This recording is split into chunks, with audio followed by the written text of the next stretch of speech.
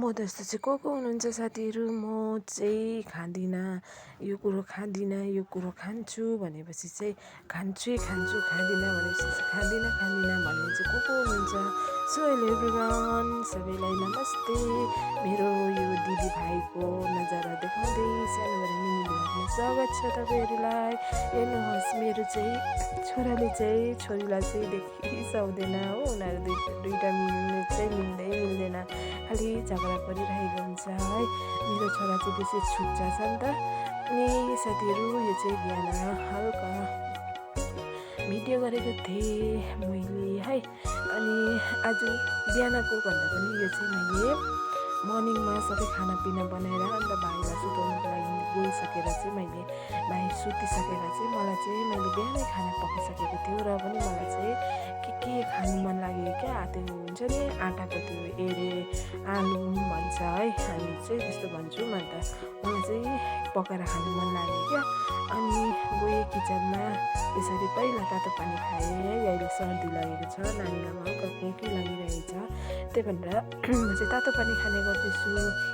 अनि आँटा यसरी निकालेर, अहिलेको आँटा फेरि मैदा जस्तो छ कि कस्तो मनपर्ने क्या। अब अस्ति त हामी मोमो पनि बनाएर खाएँ, आँटा पनि मोमो बनाएर खाएँ साथीहरू। कति मिठो भएको थियो। एउटा इस्कुस है, 2-3वटा प्याज लगाएर चाहिँ अलिकति मोमो बनाएर खाएँ।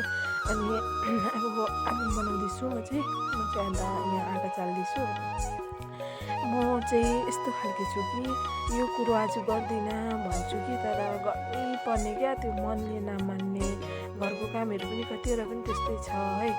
गर्दिनँ भन्छु तर हुँदैन, गर्नै पर्ने क्या। अलिक जिउ पनि सन्चो छैन है, सर्दीहरू जस्तो लागेको छ, टाउकोहरू दुख्ने।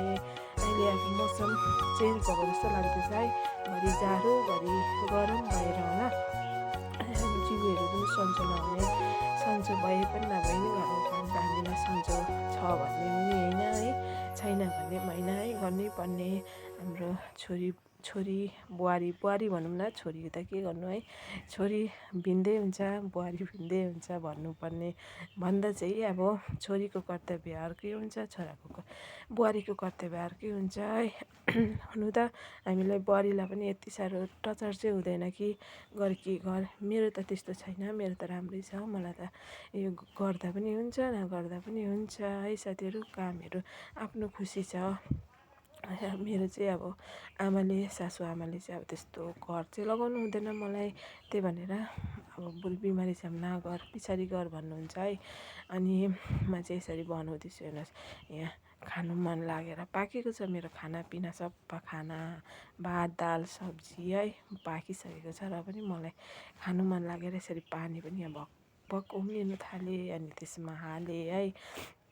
तपाईँहरू चाहिँ राम्रै हुनुहुन्छ होला है, हामीहरू सबै राम्रै छौँ। अब हल्का फुल्का खोकी ज्वरो त भइरहन्छ है, त्यस्तो कुरोहरू त अब के सेयरहरू गरिराख्नु पर्दैन जस्तो लाग्छ मलाई। अनि मेरो मिनी ब्लगमा तपाईँहरूलाई चाहिँ लाइक कमेन्ट सेयर गरिदिनुहुन्छ भन्ने आशा राख्छु है। अरू नगरे पनि मेरो भिडियो चाहिँ हेरिदिनुहुन्छ भन्ने आशा राख्छु।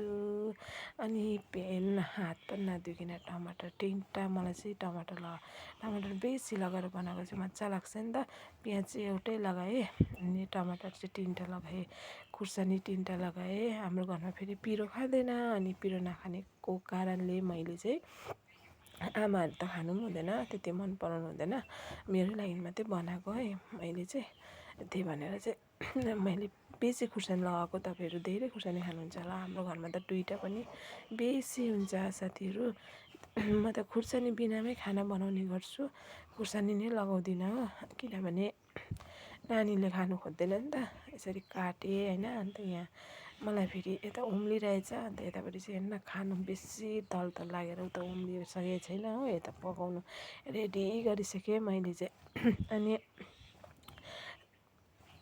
यस्तै हो अब है, के बोल्नु पनि त्यति आउँदैन। अनि यसरी हल्का कम्ती तेल लगाउँछु, तेल चाहिँ बेसी लगाउँदिनँ, कम्ती लगाउँछु। अन्त हर्दी लगाइरहेको छु, त्यही भएर हल्का कलर लगाएँ है। मसलाहरू चाहिँ केही लगाइनँ।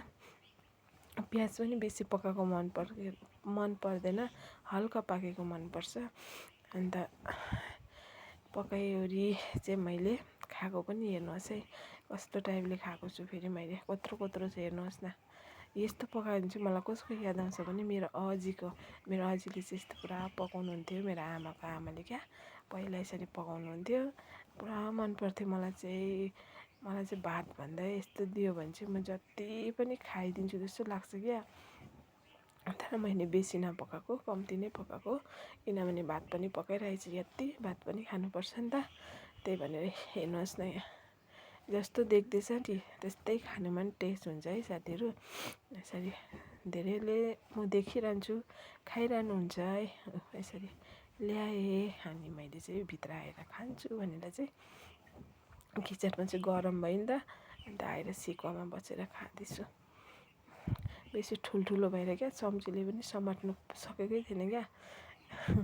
तर दामी भएको थियो साथीहरू। तपाईँहरू पनि छिटो मिठो पकाएर खानुहुन्छ है। यस्तो चाहिँ बेसी टाइम पनि लाग्दैन हो। तर टमाटर चाहिँ हुनुपर्छ, मेन यसमा चाहिँ टमाटर चाहिँ हुनुपर्छ। प्याजमा चाहिँ त्यति राम्रो हल्का अझै डढाउनुपर्छ कि झन् मिठो